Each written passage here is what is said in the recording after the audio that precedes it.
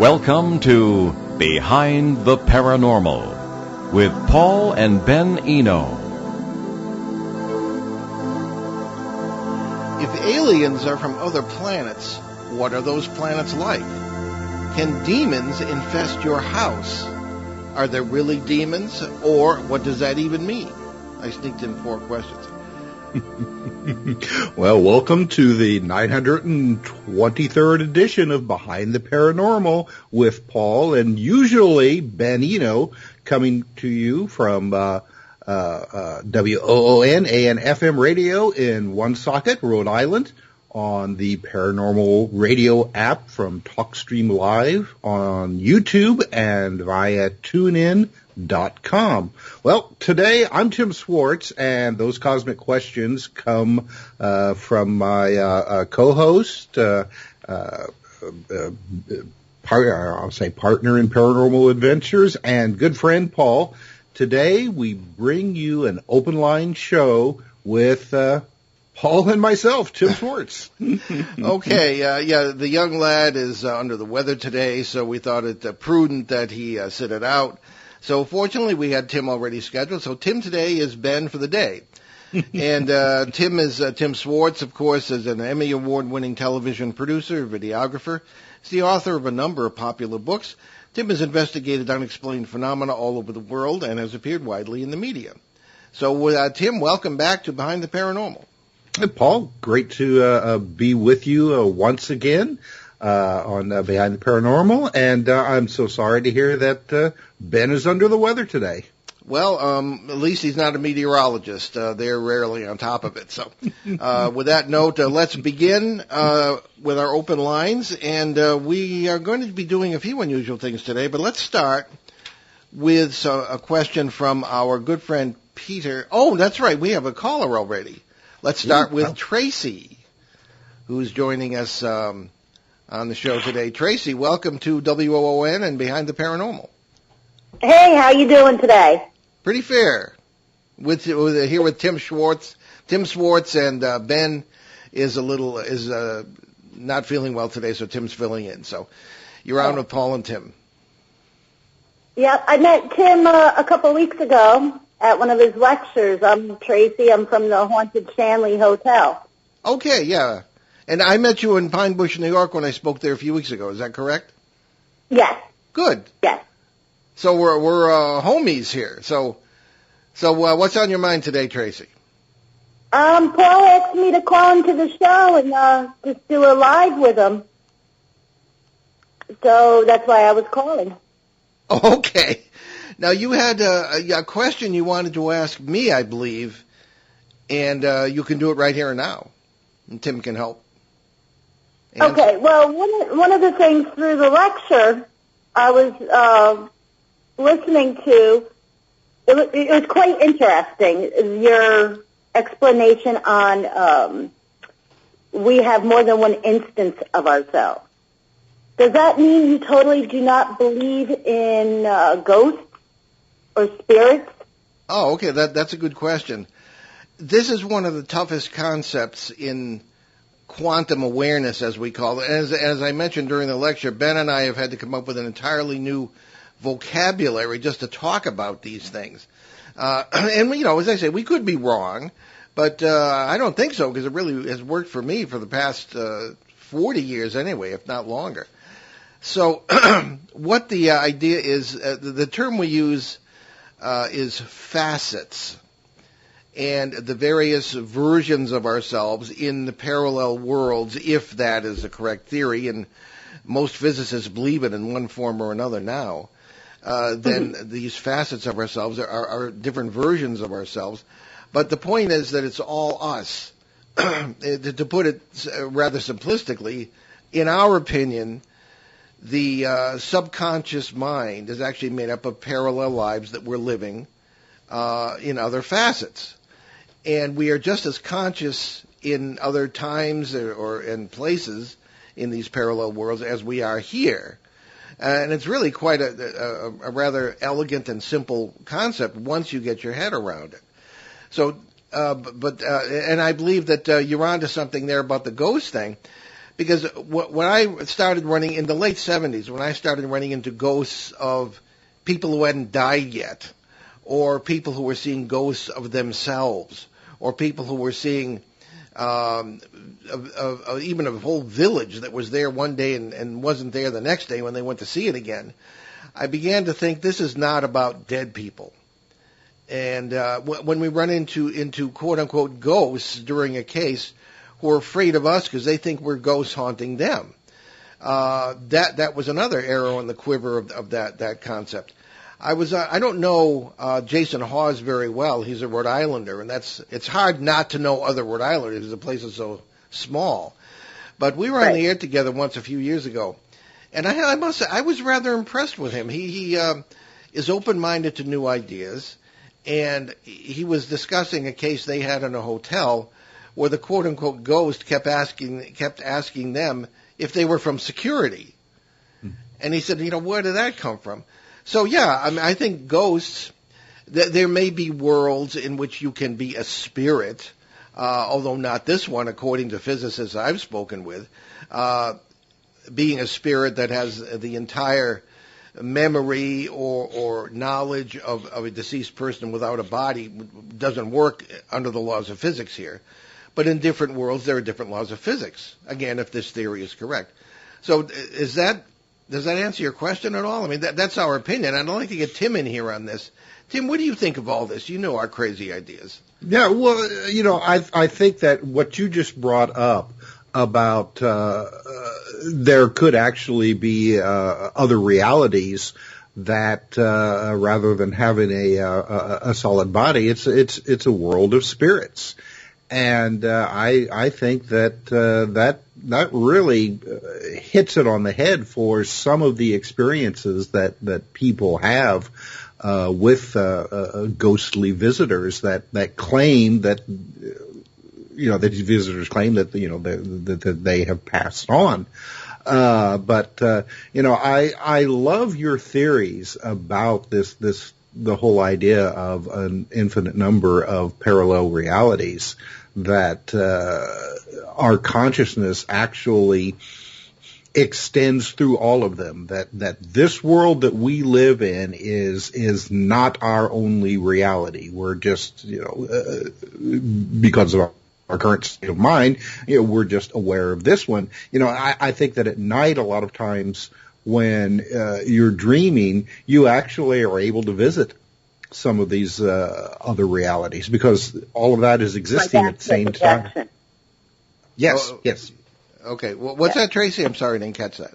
I said, so you're more like an astral projection, like an out-of-body experience visiting other dimensions. Well, I think that might be part of it. Go ahead, Tim. Yeah. Well, no. It's rather than visiting it, I mean, you're actually living it. As you are living this life right now, you are also living throughout all of these other different realities, as well as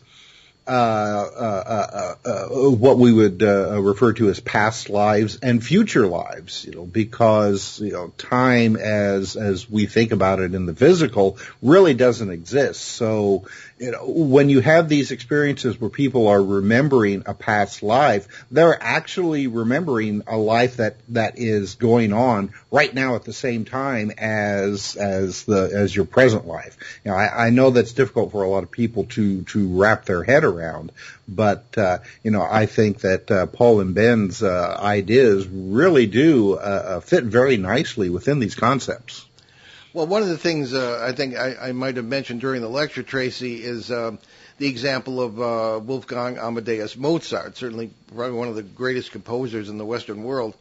And he, at the age of 4, sat down and began composing brilliant piano concerti.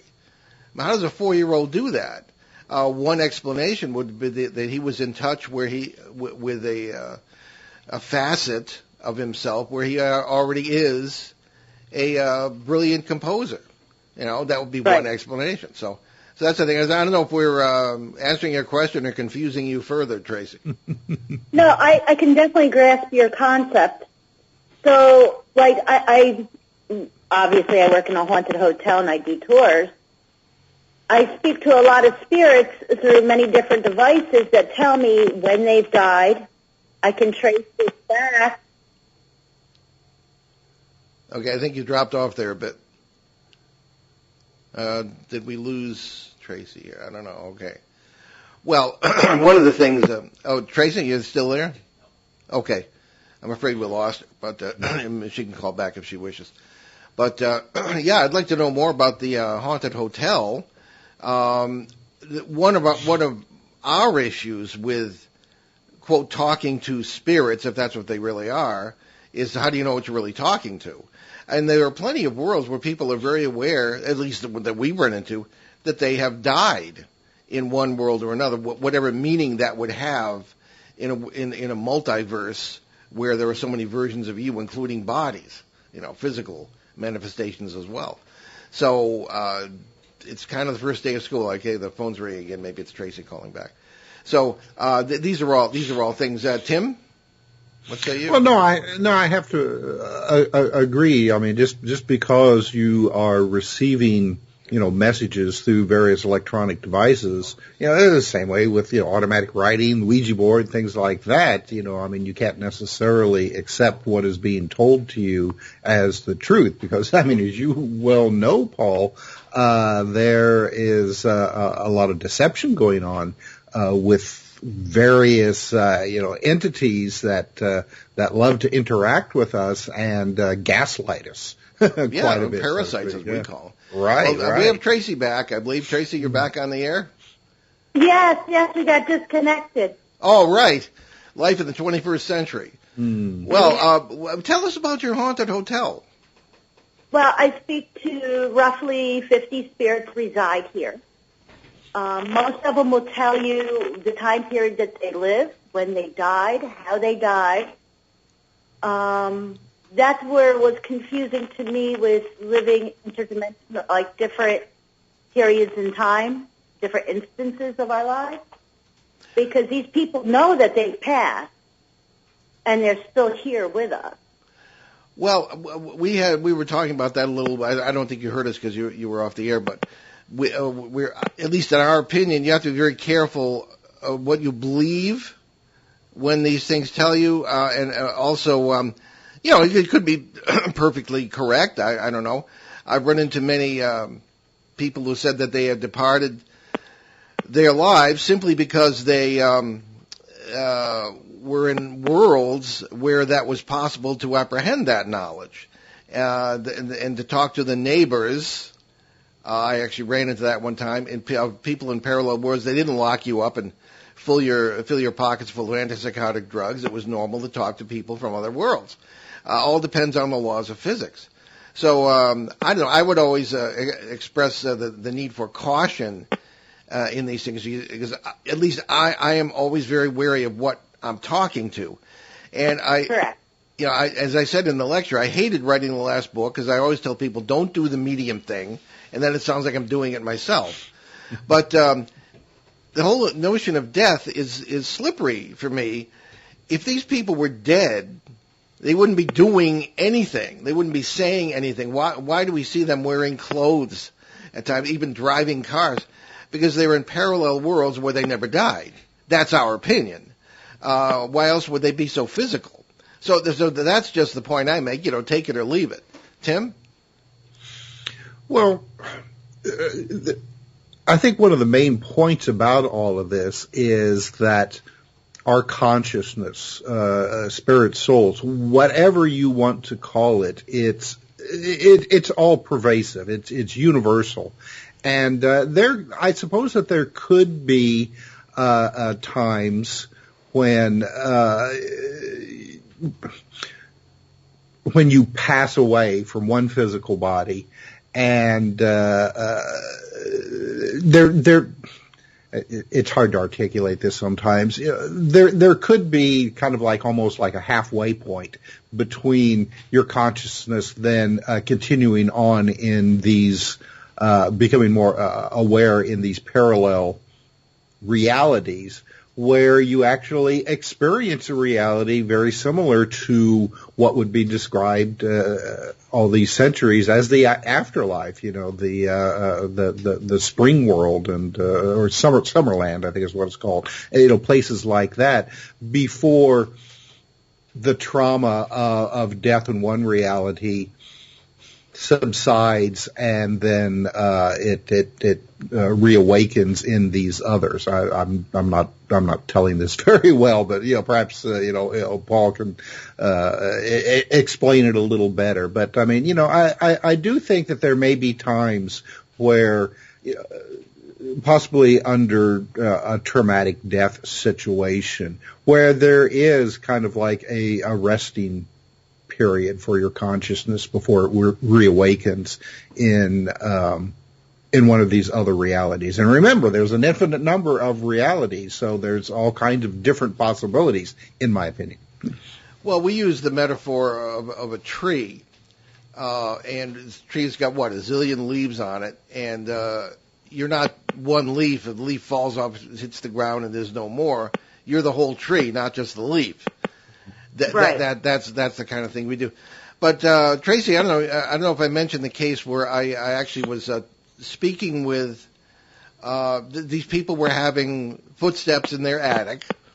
I came in, and I had already been experimenting with sort of getting into a meditative state and not letting my guard down, but seeing what I would meet. And I met a quote-unquote ghost who said he was trapped in a stone church in Virginia. Now, this is in Yonkers, New York, this attic, and what Virginia had to do with it, I don't know. He had a memory of airplane in trouble. So the implication would be that the guy was the ghost of a guy who died in a plane crash. But what's he doing at a church in Virginia? As we spoke, over a period of 3 nights, his memory changed as we spoke. First of all, he was afraid of me because he saw me as like this mist by the pillar in this stone church. And at first he didn't know what he was doing there. He just had memory of this plane crash. But his memory changed as we spoke. By the end of the conversation, I think this is sporadic over 3 nights, he was the minister or priest at this church. I never got the name of the place. There are 3 churches made of stone in the Episcopal Church in Virginia. But the long story short, it was like he was making a transition to a life he was already living. And at the end, I actually heard the doors open and people come in, and they were going to do choir practice. I mean, what? And I told them I was a seminary student at the time, which I was, and all this stuff. But the interesting thing was in the beginning, this quote-unquote ghost was living off food from the kitchen in the basement of the church. So what does a ghost need food for? That's why, I was really thinking, but at this point, the whole death thing has nothing to do with it. It's a point of reference, if they even remember it. So these are all things to consider, I guess. They aren't any pat answers, but it's a bigger concept than I think we often admit. So yeah.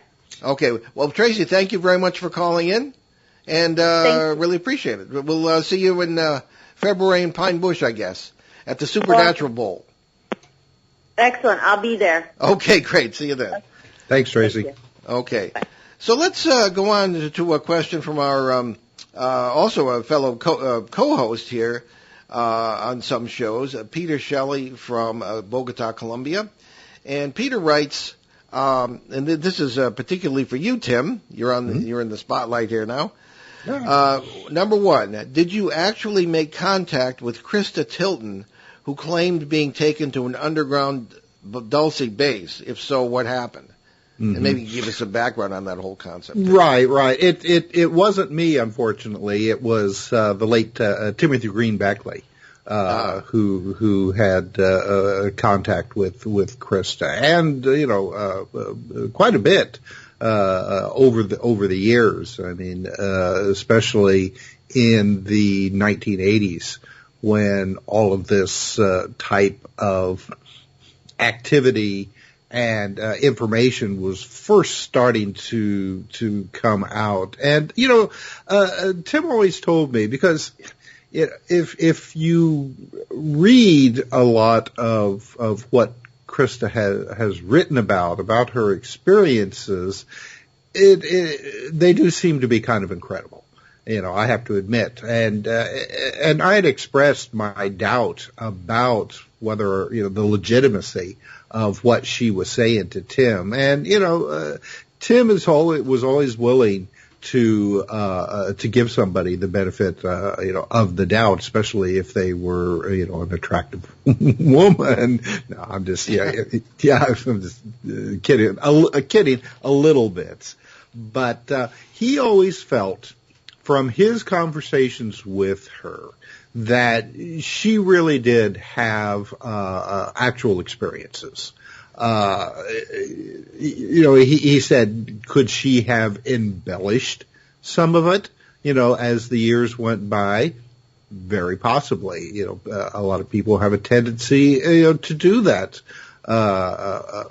with unusual experiences in their life as time goes by, because we all have a tendency to reevaluate and question our own experiences as time goes by. Did it really happen this way? Were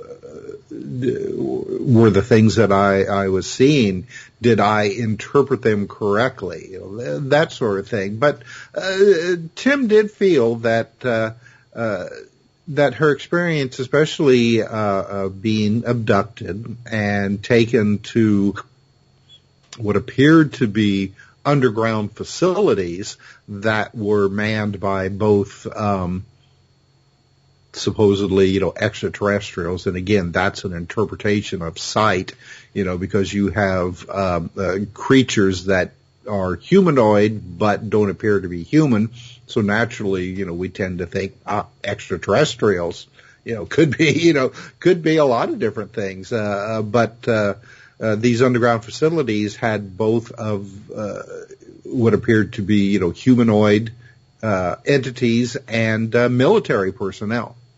So, Tim always felt that at least her initial experiences really did happen, and that she had others as well later on that he felt were just as valid.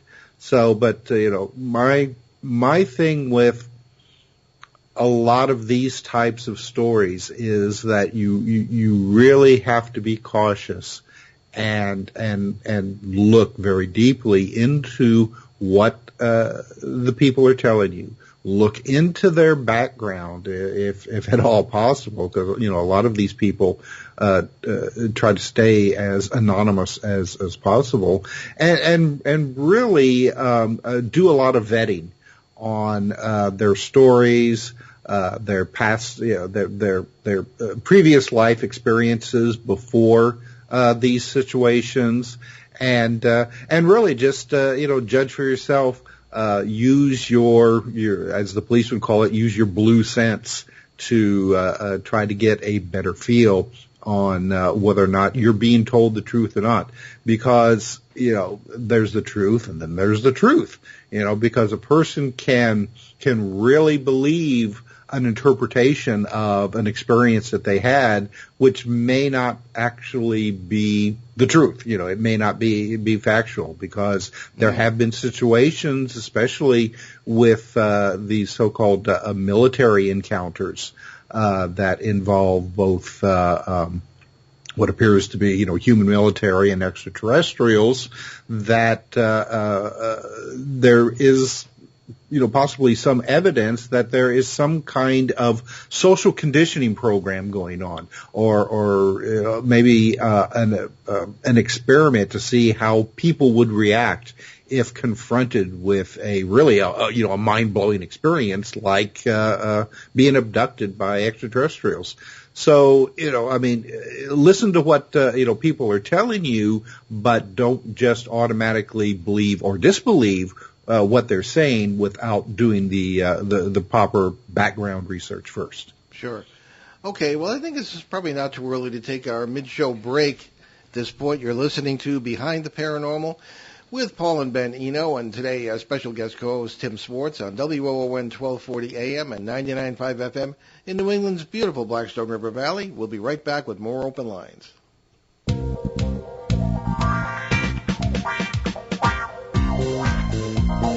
The night is alive. Join us and take a walk on the weird side when you tune in to The Kingdom of Nye, hosted by Heather Wade, the finest in late night talk. Listen live free weeknights starting at 9 p.m. Pacific Time at thekingdomofnye.com, talkstreamlive.com, and the Paranormal Radio app. Wanna take a ride? Okay, welcome back to WOON Radio and Behind the Paranormal with Paul and Ben Eno. Today with Tim Swartz sitting in for Ben. I want to spend some time now on one of the questionnaires that has come in lately, a case that sounds very interesting. So, Tim, take all this in and let me know what you think about this. All right. Okay, and the question is, please describe your experience in detail. My wife and two of my kids said they've seen you. This is from Connecticut, by the way. My wife and two of my kids said they've seen shadows, and I've had other experiences. Also, security alarms going off, but we don't have service for security. That's a good one. My wife woke up in the middle of the night saying someone whispering in her ear, but I was asleep and no one was in the room. I saw things a few times. Wife's grandmother, daughter woke up with bruises on arm. Yeah, I guess wife, grandmother, and daughter. What was the time? 3:30 a.m. What was the weather like? Clear and calm. What were your impressions or feelings? I was afraid. I felt threatened. I felt in immediate danger. If whatever you experienced reacted to your response above, please describe that reaction. One time we were watching TV and a paranormal show. My wife was saying something about it. Then I started talking about Christ. Then the TV went off, and then I said, demons don't belong in my home in the name of my Lord and Savior, Jesus Christ, and the TV went back on. I had other but similar impressions. Okay, other witnesses. I was alone when this experience took place. Then there was another person with me. I think I'm reading okay. In other words, I guess a number of people have had experiences here. If you were with others, please describe their reaction. We all looked at each other and said, did you see that? In other witnesses section, I answered like that per events happened to wife, grandmother, daughters, and myself. I wasn't answering for just me, so he's stressing that this happened to other people. And one of the questions, have you had other paranormal experiences during your life? I have had other paranormal experiences in my life that could be considered such. And I said he was interested in the paranormal before his experience. He considers himself a person of faith. Now, one of the most interesting things here to me, Tim, is that we have multiple witnesses to things that are going on. Now, I'm going to be speaking with this gentleman this evening, and this is the first. This is really the most I know about it is from this questionnaire.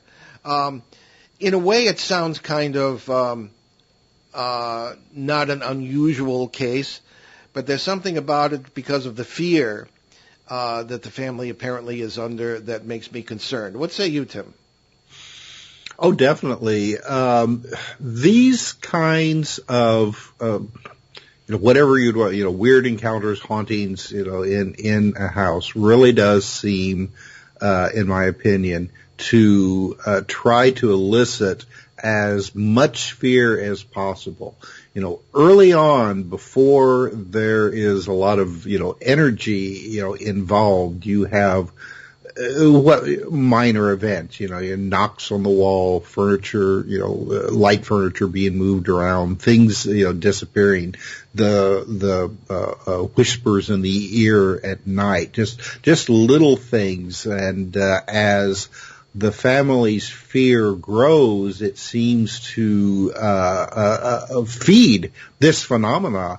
The more fear, the more energy, and then things will start to escalate. I mean, you will get And again, especially at night, because this is a time when we feel that we're the most, vulnerable, clothing, your bedclothes being, ripped off, eventually, full-bodied apparitions and things like that. So, I really do think that, as things start to escalate, then more and more energy is being used and more power, I suppose, more energy is given to whatever entities, are being involved here. A lot of times in situations like this, a lot of people who aren't really that interested in the paranormal or supernatural, or really don't have any strong religious convictions, will tend to kind of ignore, oh, well, there must be, like a simple explanation, and then the phenomena decreases and then disappears. But I think that, somebody who has had previous experiences along these lines, have read up a lot, watched a lot of, reality television, or have strong religious convictions, really do help feed this phenomena, and it'll just continue to escalate. Yeah, I mean, I tend to agree. One of the interesting things here, and I'll be, as I say, I'll be speaking with this gentleman tonight, and I believe he's listening. One of the questions I will ask is, when did all this begin? Okay, you may have had interest in the paranormal, you may have had things that happened when you were a kid, but when did this particular series of events begin? And what changed in your life at that time that might have invited in something negative or been feeding it? Now, of course, the caveat here being that a number of criteria have to be examined before you decide this even is paranormal. Okay, because we have things in the initial statement here that, someone whispering in your ear when you're on the cusp of sleep, in a hypnagogic state or whatever. That happens to me all the time. And it's a very common phenomenon. I guess you're very sensitive to all sorts of stimuli at that point, so that might be nothing. On the other hand, multiple people waking up with bruises, that is a problem, okay? If it was just one person but this is several, so that's very interesting. And what I find extremely interesting in here, you have security alarms going off, but they don't have any security service, if I'm reading this correctly. So that's kind of interesting, So I'll look forward to my conversation with the gentleman tonight, and assure him that we will do what we can to attempt to get to the bottom of this and to sort of avert any fear or danger that he may have. And he lives close enough to where Ben and I are that we will probably be able to visit the site, which is an important fact. I mean, we get people writing to us from all over the world. We can't just jump on our Gulf Stream and zip off to New Zealand or to handle cases, unfortunately. So, but this one we will, with the permission of the gentleman, keep you informed on, everyone in the audience. So, and we ask you certainly to send out prayers and good thoughts for this gentleman. And it does raise the question that came up in as we began the show. Demons, and we're always saying, these are labels we put on things that happened in the human psyche that have imprinted themselves on our consciousness as a species, and that may not be the explanation. The labels are things that we can understand. The realities may be far deeper, and I think, but when we talk about things like parasites and these undiscovered science, today's paranormal being tomorrow's science, and things of this kind, I think we're trying to make a little deeper explanation for these things. So, Tim, what do you say about that? Well, yeah, I agree. I think it's a matter of interpretation. Does the field mouse look at a hawk as demonic?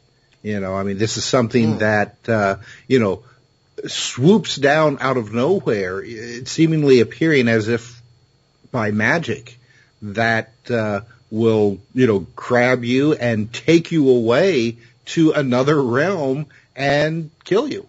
If which I think, all living things have consciousness. I mean, does the mouse, consider this something, akin to being supernatural and demonic? So, it seems to me that as you would, call them, Paul, there are predators, parasites that exist alongside of us, that feed on our energies and emotions and are more than happy to take on a persona if that will give them more food. So, I mean, if you are of the bent to believe in demons and evil spirits and vocalize that,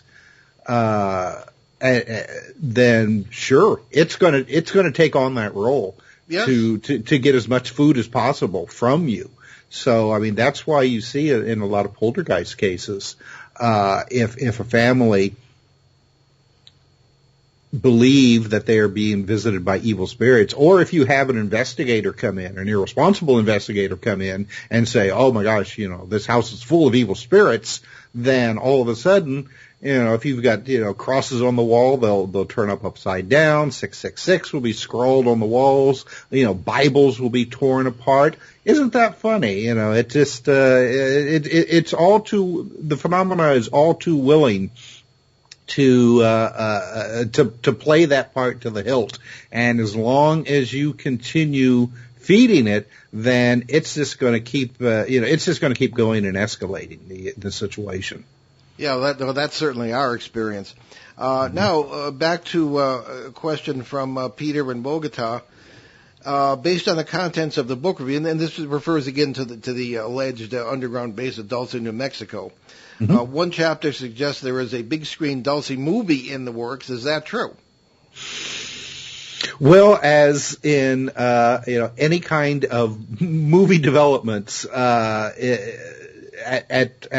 one time, as we were initially writing this book, there were several, I guess, options that had been taken out by a couple of studios, and scripts were being written for development.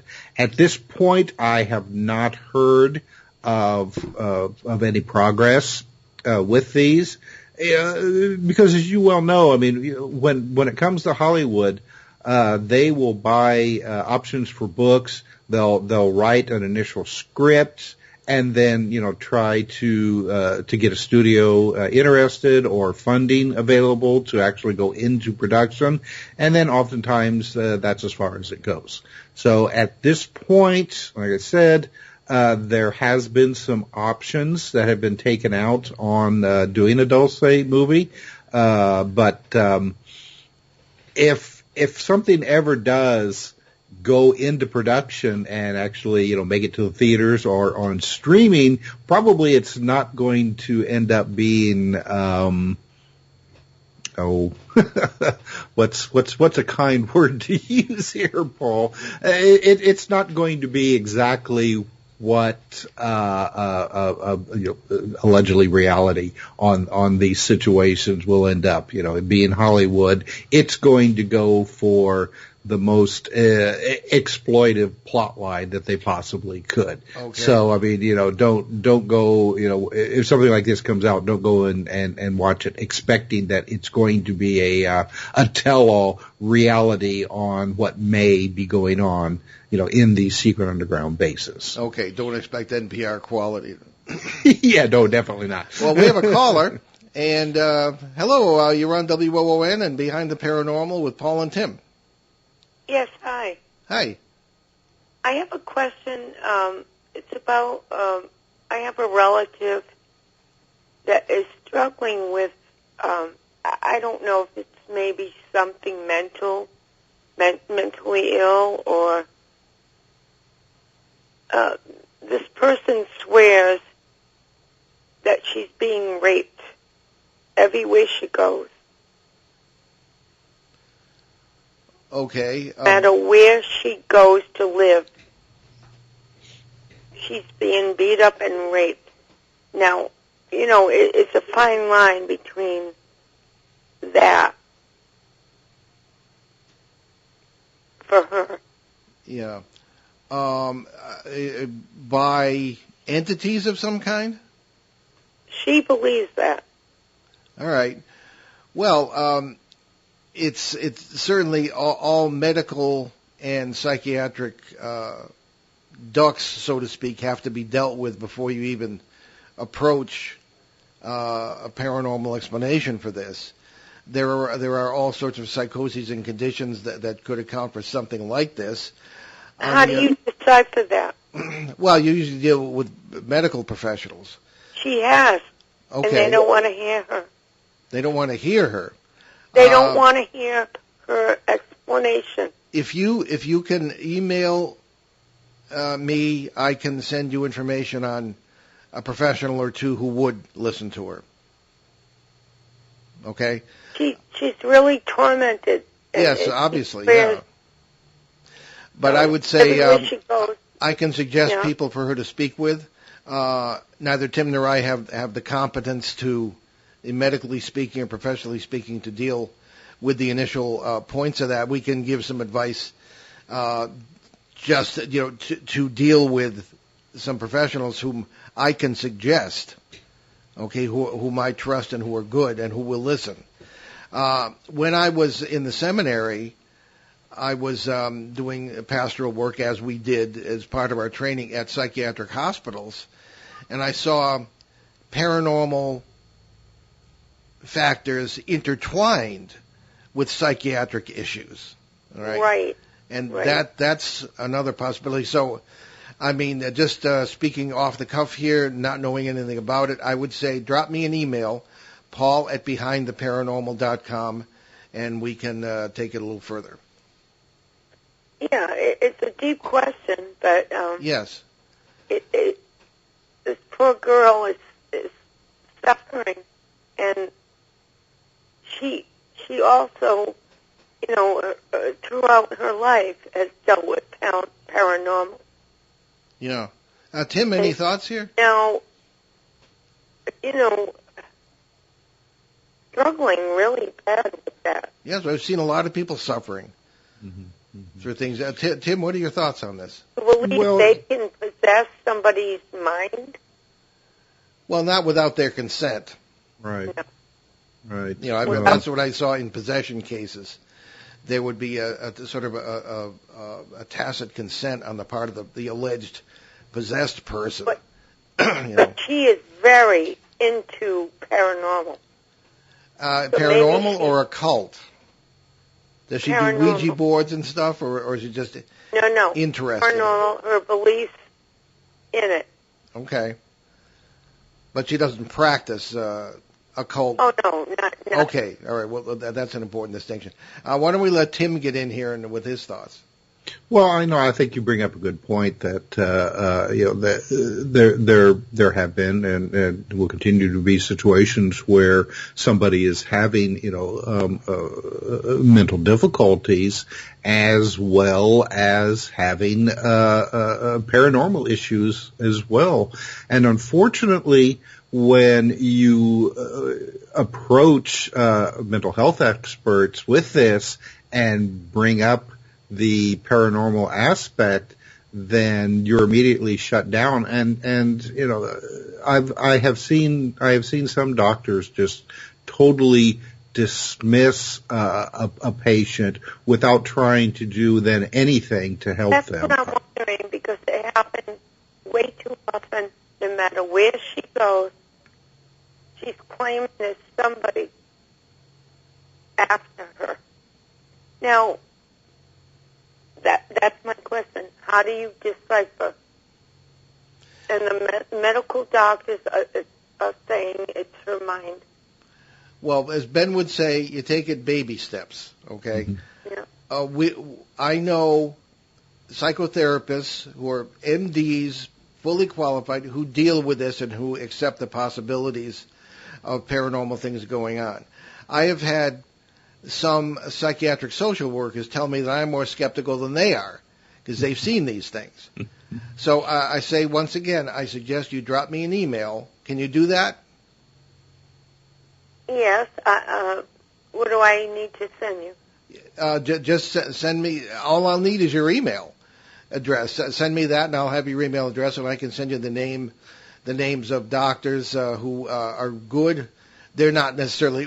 Now, may I ask where you live? Do you live in Rhode Island or somewhere else? It's the Cumberland area. I'm sorry? It's in the Cumberland area. Oh, okay. All right.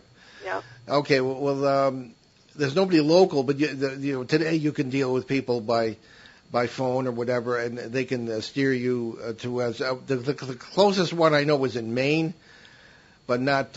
But this can be dealt with. Help can be obtained. So I'd say drop an email to me at paul@behindtheparanormal.com, and I will respond with some suggestions. Okay. Well, I appreciate that, and she's been struggling with this for years. Of course. And nobody believes her. I know. I've seen it a lot of times. Seen it very often. Well, thank you for calling in, and I'll look forward to your email. Thank you. Enjoy your show. Okay. Thank you. All right. Bye. Okay.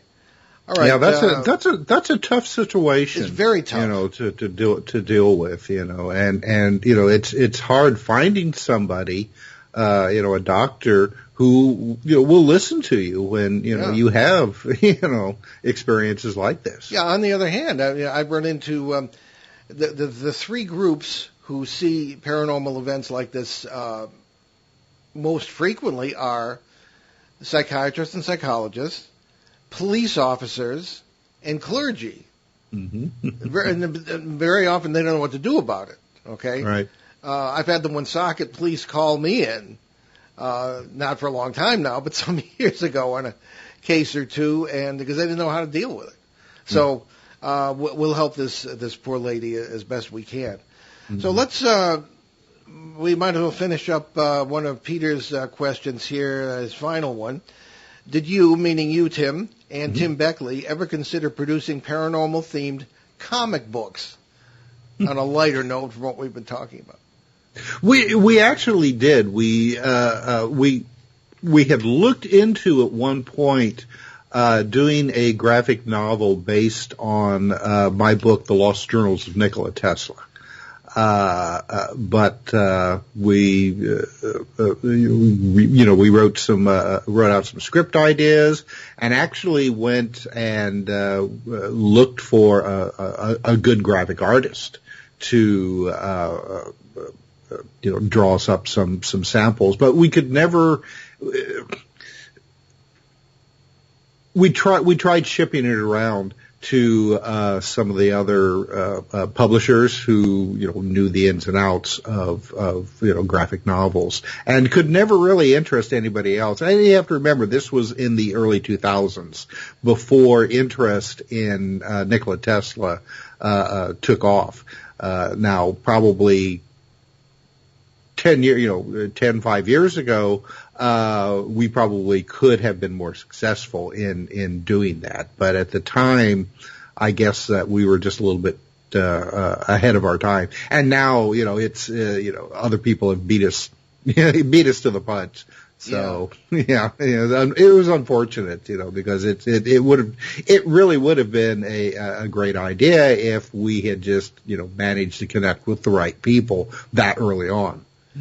Well, one of our dear friends of the show was Michael Mitchell of Mitchell Comics in New Hampshire, and I should have introduced you to, because that might have worked.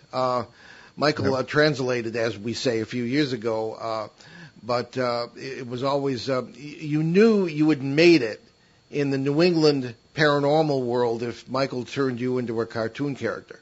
And Alexander Petikoff, a lot of our friends get into his. We never made it, but maybe we would have by now. But in any case, I think we've got time for maybe one more quick question. Okay, here's the shortest one I can find. This is from Doug in Newport, Wales. Do you know anything about the Ruskington Horror in Lincolnshire, England? I know a little bit about it. Do you, Tim? No, I don't. That's a new one to me. And I may know it, but I just, don't know the name. Okay, well, actually, I've looked into this because I have friends over there who've told me about it. Lincolnshire, England, near this area of Ruskington, there's a road, and people will often see a face late at night in their car windows. Very creepy. Sometimes it's foggy, sometimes not. And it will be a very, usually an angry face, rather Mediterranean in look. No body is seen. Sometimes the faces of different sizes. And my sense of humor, Tim. I always kind of look at this kind of on the bright side.